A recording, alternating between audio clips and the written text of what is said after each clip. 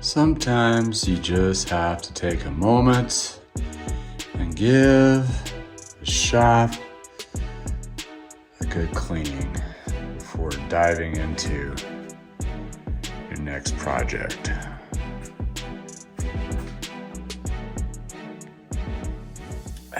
Nothing like a clean shop to dive into the next project.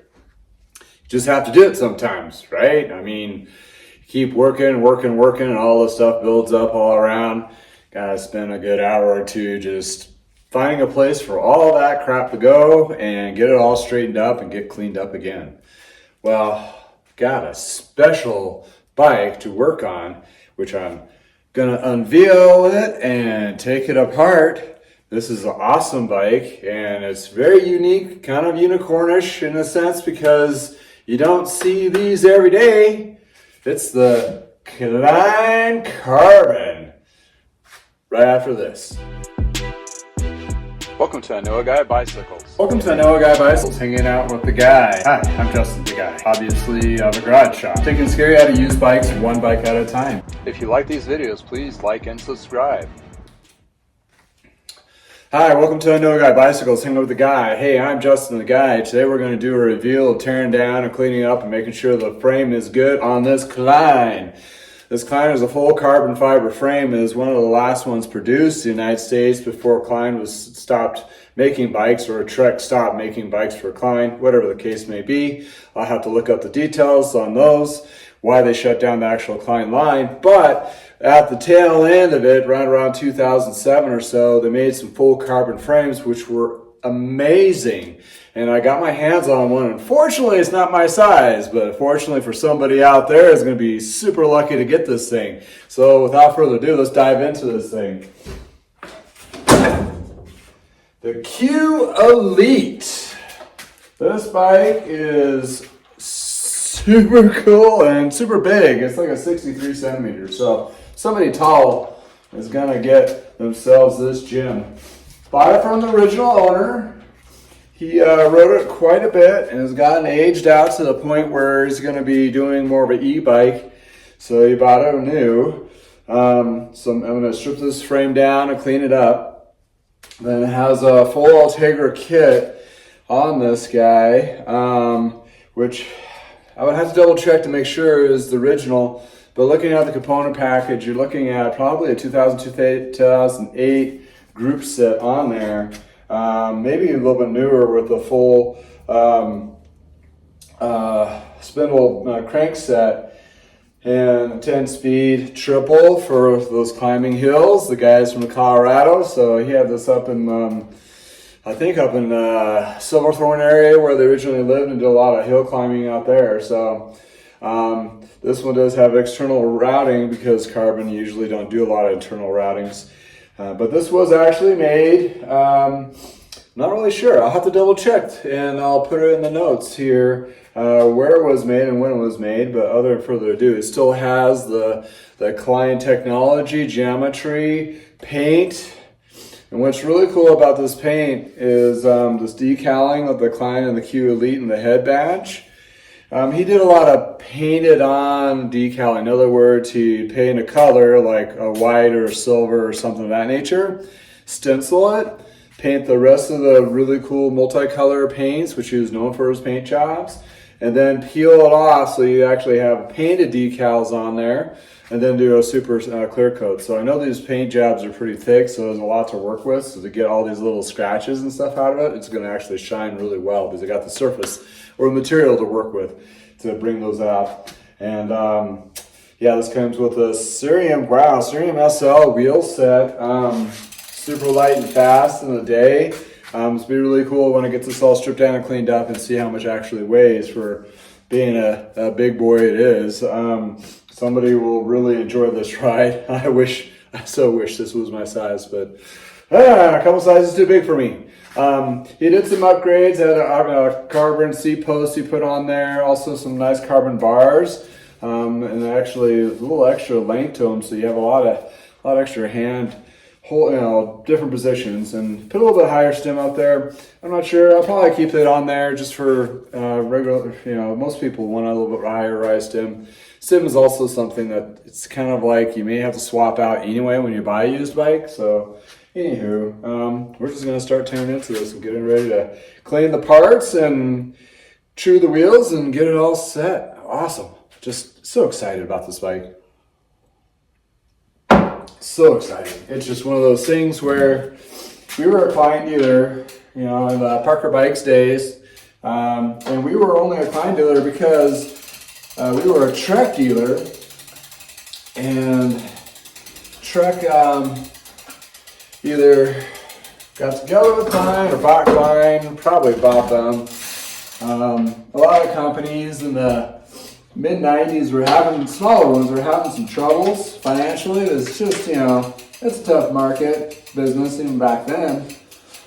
And Trek was doing, they had this idea of a power move of buying 5 or 6 different brands. So what they did is they, mid-90s, they contracted Le Mans name and got his specs and all that, and he put his insights. Got Gary Klein, got Gary Fisher, also got Greg LeMond.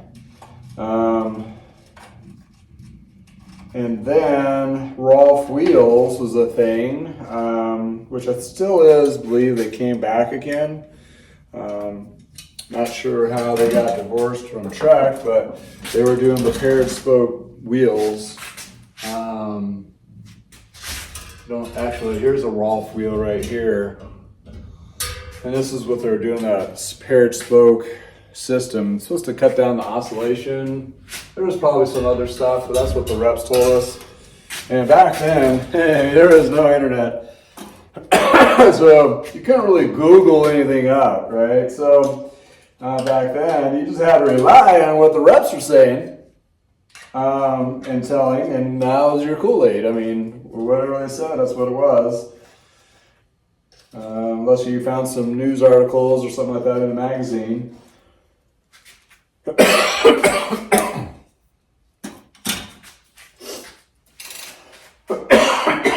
Sorry, I'm getting over a cold here, so. All right. This chain is kind of a sloppy mess. Not sure if I'll need to replace it yet or not.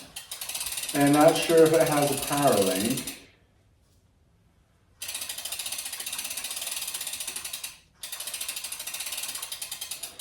Trying to find the push pin. I like to replace the link here with a quick link, so it's easier to take on and off. Oh, there it is. And this is the installation pin. That's if the chain is still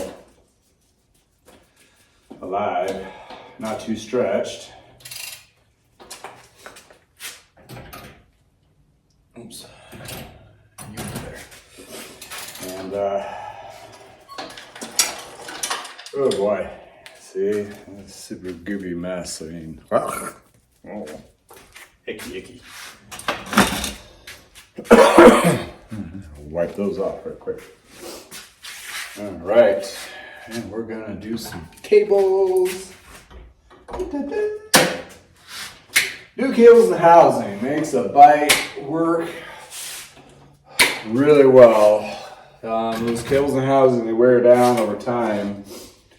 And it's really good to, if you're getting a used bike, that's one of the things you definitely want to switch out due to the fact that that will make the bike perform so much better and give them a chance, those component parts, to actually perform how they're supposed to.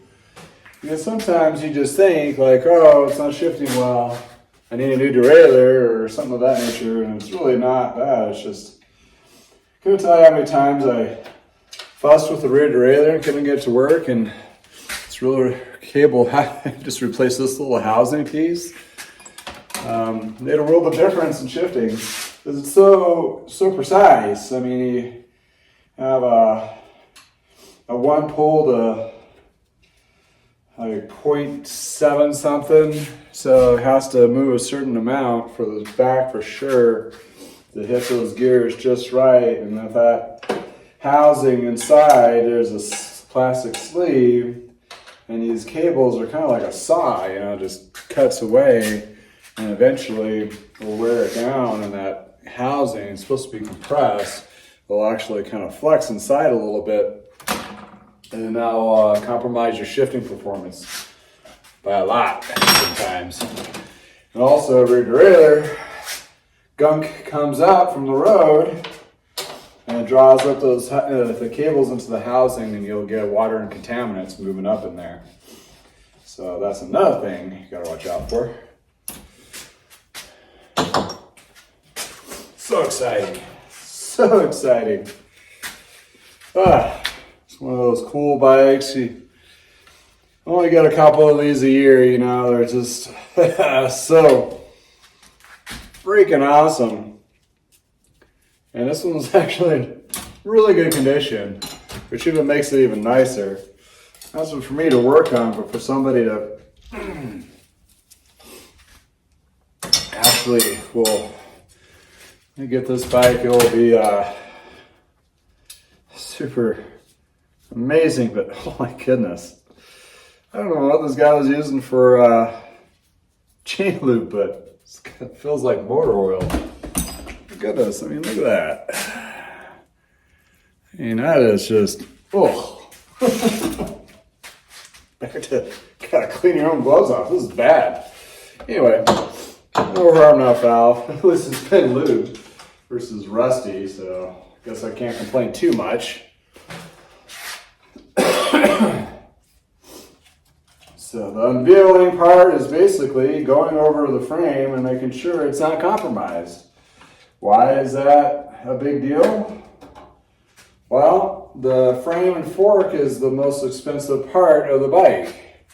It's also what makes the bike a bike, because all the parts are pieced together from manufacturers from all over. So the brand is the frame. And sometimes the fork, but mostly. Well, that just happened. You know, technical difficulties with your camera just turning off in the middle of your recording, and I'm just sitting here talking to myself is kind of ridiculous. Anyway, did get the bike stripped down, and I'm going to go into some frame detailing and then installing the parts. After that, I will wrap it up with an overview. Until next time, thank you from the garage. Have a great day.